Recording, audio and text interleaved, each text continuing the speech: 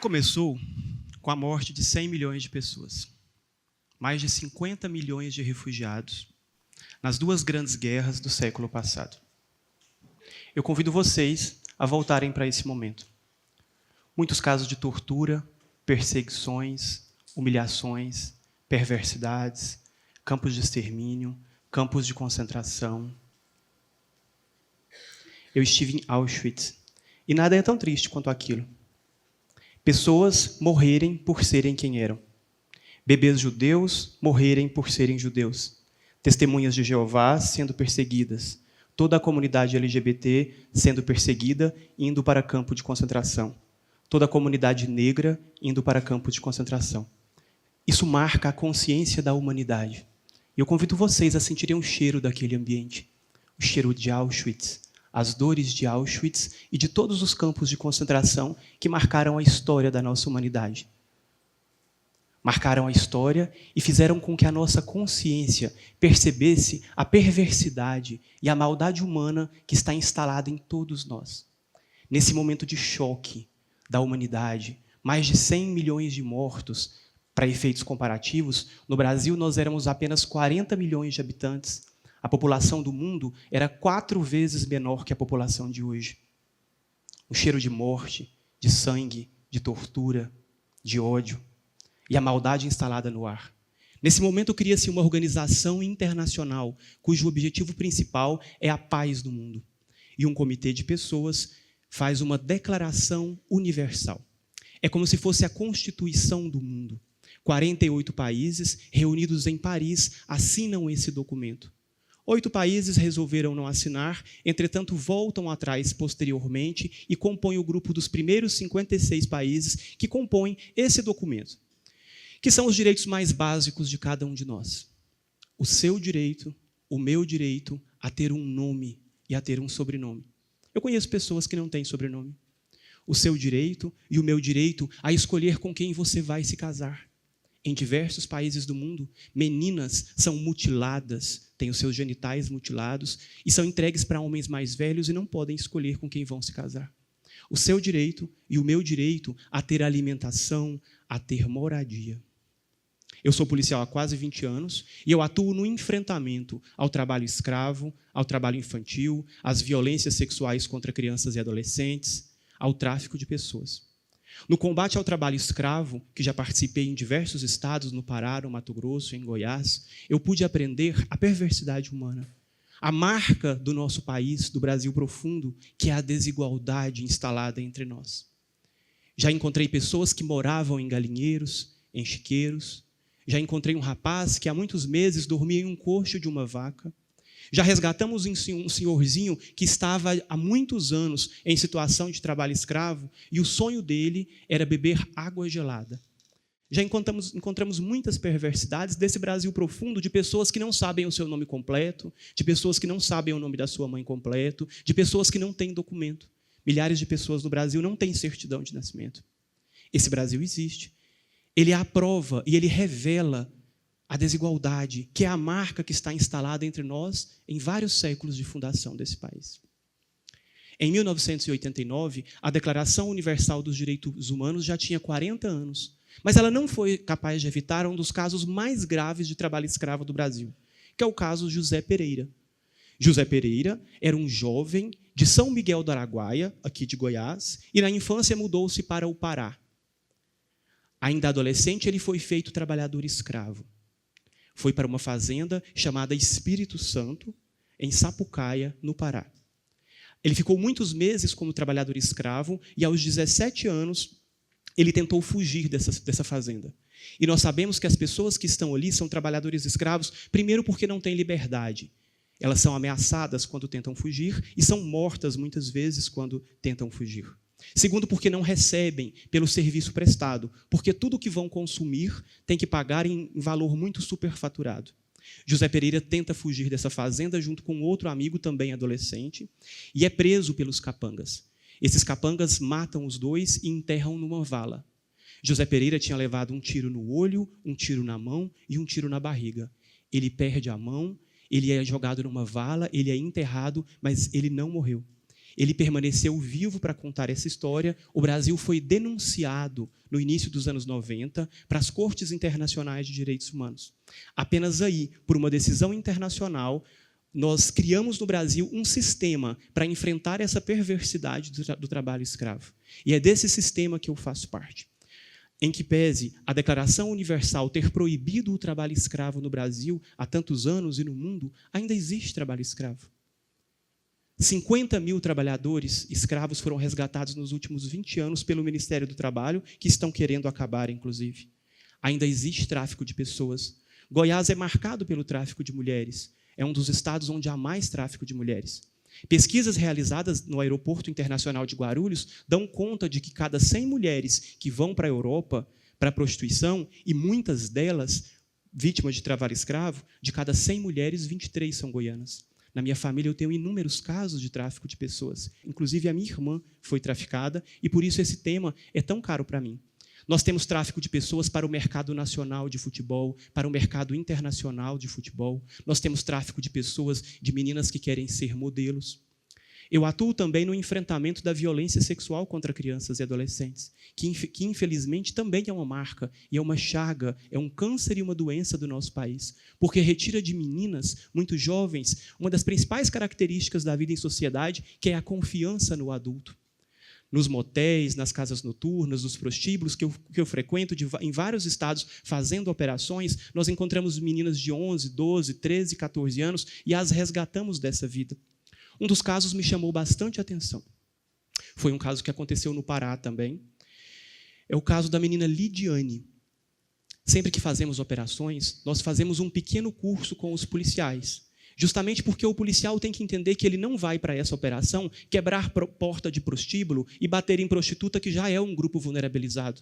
Nós estamos ali para resgatar essas pessoas que estão nessas condições, sobretudo. E é preciso discutir esse país machista, LGBTfóbico e profundamente desigual. Fazemos esse curso com os policiais e nesse curso algo me marcou profundamente há muitos anos atrás. Foi uma palestra com 2 peritos. Eles falaram para os policiais: nossa, que bacana que vocês estão aqui fazendo essa operação, mas acabou de acontecer um fato muito grave. É a história da menina Lidiane. A Lidiane era uma menina de 9 anos que vinha sendo abusada sexualmente pelo padrasto, desde bebezinha. O padrasto muda para o Maranhão junto com a esposa e deixa a Lidiane com o avô. E ela também vem a ser abusada sexualmente pelo avô. Lidiane era uma menina muito madura e eu conversei com várias pessoas que eram vizinhos da Lidiane, começa a vender produtos da Avon, da Natura, começa a revender bombons e sai da casa do avô e aluga um barraco de R$30. Eu visitei esse barraco também. E passa a viver como um adulto, pagando R$30 no aluguel desse barraco. Ocorre que o avô procura novamente Lidiane e tenta manter relações sexuais forçadas com essa menina. Essa menina, segundo a fala desses 2 peritos que eram velhinhos e estavam falando para os policiais, e a gente esteve no local depois, ela tentou permanecer viva de todas as formas, mas foi violentada sexualmente de todas as formas que vocês podem imaginar. De todas as formas. E essa história me marcou profundamente porque é uma pessoa que tentou permanecer viva como tantas outras que estão no nosso país e que são violentadas sexualmente todos os dias. Nós fazemos ações também contra o trabalho infantil, operações e eventos em vários estados do Brasil. Estive recentemente em Roraima, discutindo a questão dos refugiados. Nós vivemos no Brasil uma grande crise e no mundo também de pessoas deslocadas. Esse planeta que deveria ser uma casa comum, onde todos nós deveríamos poder transitar livremente nele, porque somos filhos desse planeta, e deveria ser legítimo transitarmos e querer o melhor para os nossos filhos e para a nossa família. Nós vivemos uma grande crise, os Rohingyas saindo de Mianmar, expulsos, mais de 1 milhão de Rohingyas indo para o Bangladesh. Hondurenhos, panamenhos e nossos irmãos da América Central buscando melhorar de vida em um outro país, tentando ingressar às fronteiras dos Estados Unidos. Venezuelanos, haitianos, bolivianos se deslocando pela América do Sul e também pelo Brasil. Em Roraima, poucos meses atrás, eu vivi uma das situações mais complicadas e mais tristes que eu nunca vou esquecer. Eu milito na pauta da infância há muitos anos. Estava em uma ação contra o tráfico de pessoas e contra a exploração sexual de adolescentes venezuelanas. Uma das cenas mais tristes que eu vivi foi na rodoviária de Boa Vista. Milhares de venezuelanos, indígenas, deficientes, travestis, crianças com fome e pedindo comida, e uma criança de aproximadamente 5, 6 anos me chama num canto. Eu imaginei que essa criança iria pedir comida, mas essa criança ofereceu, um menino de 5 anos, ofereceu serviços sexuais em troca de dinheiro. Então, esse é o ponto da nossa humanidade que a gente tem que parar para refletir. A Declaração Universal de Direitos Humanos proíbe a violência sexual, o trabalho escravo, o tráfico de pessoas há mais de 70 anos. Mas por que isso ainda acontece? Porque a marca que está instalada em todos nós é a marca da desigualdade. O Brasil é um país profundamente perverso, injusto, cruel, desumano e desigual. Uma outra marca que está instalada em nós é a marca da violência. Eu convivo com o movimento da população em situação de rua há alguns anos. E algo que me choca ainda é quando eu dou carona para algum amigo da população em situação de rua e pergunto para ele: onde é a sua casa? Onde eu te deixo? E ele sempre me alerta: eu não tenho uma casa. Eu vou dormir embaixo da marquise do hospital tal hoje. Eu vou dormir na rua tal hoje. Isso me faz lembrar que muitas pessoas do nosso país não têm casa. A demanda da população em situação de rua é demanda contra o preconceito, por mais respeito, por banheiros públicos para fazerem as suas necessidades biológicas, mas é uma demanda, sobretudo, por moradia.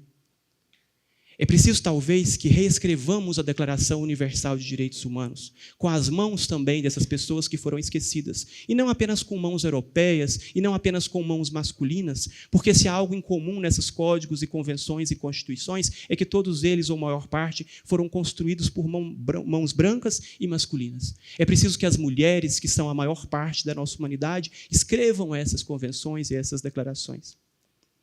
Mulheres, empoderem-se. De vários direitos que lhes foram retirados, há uma história que me marca muito, que todos os brasileiros deveriam conhecer. Durante muitas décadas no Brasil, as mulheres foram proibidas pela lei de praticar qualquer tipo de esporte coletivo e qualquer arte marcial. Essa lei é de 1930. E até 1971, nenhuma mulher no Brasil poderia praticar uma arte marcial. Isso era proibido. E essa lei apenas foi modificada porque as meninas do judô rasparam os cabelos, enfaixaram os seios, se inscreveram no Campeonato Mundial de Judô, que aconteceu nesse ano em Buenos Aires, na Argentina, e foram para a Argentina lutar contra homens, se passando por homens. E muitas delas ganharam o campeonato. Então é preciso que as nossas convenções sejam escritas também por mulheres, e sejam escritas por LGBTs. Eu faço parte da comunidade LGBT, faço parte de uma associação de policiais lésbicas, gays, bissexuais, travestis, que sofrem inúmeras violações cotidianamente. Não é fácil ser LGBT, muito mais difícil ainda ser um policial LGBT. E nós lutamos simplesmente por respeito, por nenhum privilégio, apenas respeito para essa comunidade. Tratamento igualitário para essa comunidade. Nós lutamos por uma segurança pública sem homofobia, sem desrespeito, sem violência. Nós lutamos para que os LGBTs não sejam expulsos de casa como eu fui. Talvez a gente precise reescrever essa declaração.